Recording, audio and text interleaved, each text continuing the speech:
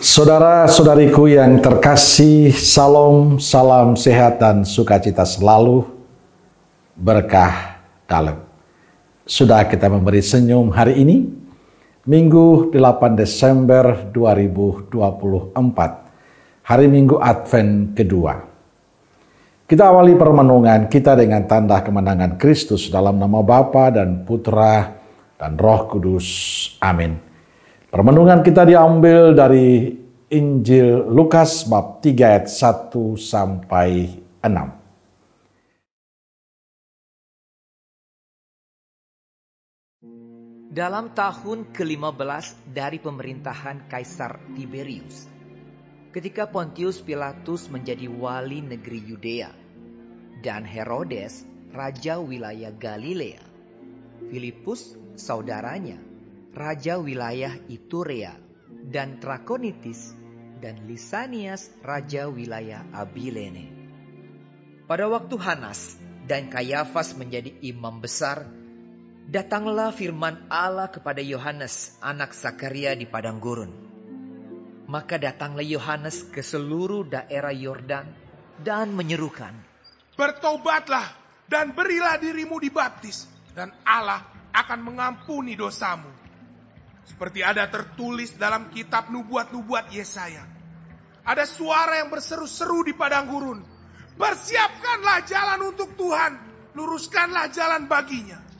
Setiap lembah akan ditimbun, dan setiap gunung dan bukit akan menjadi rata.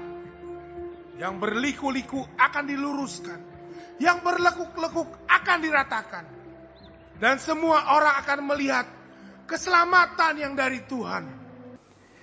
Saudara-saudariku yang terkasih, pada minggu Advent kedua ini, satu tokoh yang ditampilkan Injil pada kita yakni Yohanes Pembaptis. Dia menyerukan akan adanya harapan dan hidup baru. Ia menyerukan pertobatan. Bertobatlah dan berilah dirimu dibaptis, maka Allah akan mengampuni dosamu. Seruan pertobatan yang disampaikan oleh Yohanes merupakan satu titik awal hidup yang baru. Secara simbolis, Yohanes sendiri sudah menunjukkan cara hidup baru itu.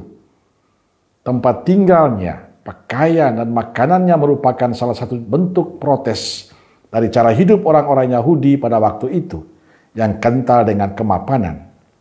Dengan suara lantang ia berseru, "Bertobatlah dan berilah dirimu dibaptis, maka Allah akan mengampuni dosamu."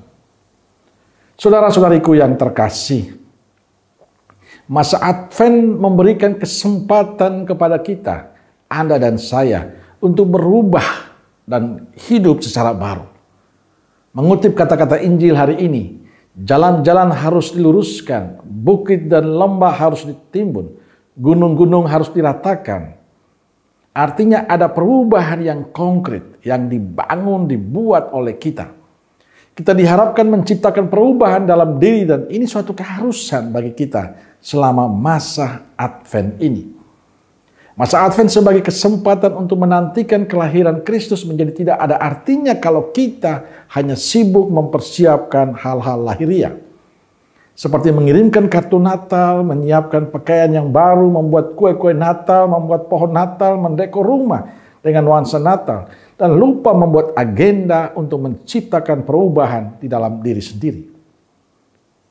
Kalau kita simak Injil hari ini, jelas bahwa Yohanes tidak berbicara supaya kita menobatkan orang-orang lain, melainkan diri kita sendiri. Bertobatlah dan berilah dirimu dibaptis, maka Allah akan mengampuni dosamu. Pertobatan harus mulai dari dalam diri kita sendiri. Berubah harus mulai dari diri kita sendiri. Hal itu berarti kita tidak perlu terlalu repot dengan orang lain. Inilah tantangan paling besar bagi kita. Sebab kita sering menghabiskan waktu, pikiran untuk mengurus orang lain. Sampai lupa mengurus diri sendiri. Tugas kita selama masa Advent adalah membenahi diri, membenahi hati dengan tekun dalam doa Ekaristi, agar kita dipantaskan Tuhan merayakan kelahiran Tuhan Yesus. Maka saya ingin mengajak saudaraku sekalian, jadikan momen Advent ini kesempatan kita semakin intim dengan Tuhan, kita semakin bersatu dengan Tuhan, sehingga pada saatnya nanti kita dipantaskan Tuhan untuk menerima Kristus pada perayaan Natal nanti. Amin. Semoga Allah yang Maha Kasih memberkati saudaraku sekalian, Bapa, Putra, dan Roh Kudus. Amin. Roh Kudus Nazaret, doakanlah kami. Amin. Berkah dalam.